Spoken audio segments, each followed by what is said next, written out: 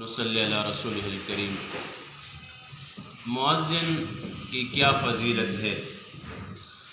تو مؤذن کے بارے میں آتا ہے کہ کل قیامت کے دن اللہ رب العزت سب سے پہلے حضرت ابراہیم علیہ السلام کو عزت کا جوڑا پہنائے گا، کیونکہ اسے نمرود نے کپڑے اتارے تھے اور آگ میں ڈالا تھا، تو اس کے بدلے میں اللہ پاک عزت کا جوڑا سب سے پہلے ان کو پہنائے گا۔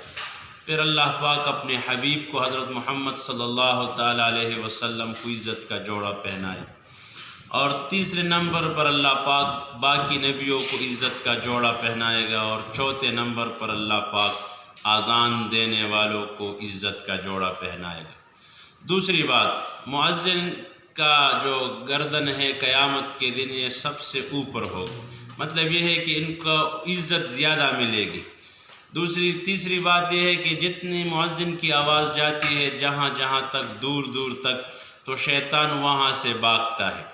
چوتھی بات، مؤذن کی آواز جو شجر اور حجر، درخت اور پتھر اور در و دیوار جتنے بھی چیزیں سنتے ہیں قیامت کے دن اس کے لیے گواہی دے گی۔ تو اذان دینے کی بہت بڑی صفت ہے، مؤذن کا بہت بڑا رتبہ ہے۔ اللہ پاک فرمائے گا قیامت کے دن، این العلماء، علماء کدھر ہے؟ این الفقہاء، دین کی سمجھ رکھنے والے کدھر ہے؟ این الائمہ مساجد، اور امام مسجد کدھر ہے؟ این المؤذنون، اذان دینے والے کدھر ہے؟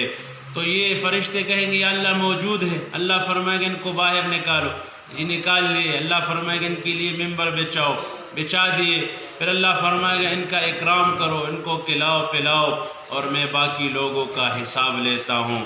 تو اذان دینا بہت بڑی صفت ہے، اس کو ہلکا نہیں سمجھنا چاہیے۔ آج جو 2 ٹائم کا اذان دے تو لوگ کہتے بھائی یہ فارغ ہے اس لیے مسجد میں بیٹھے۔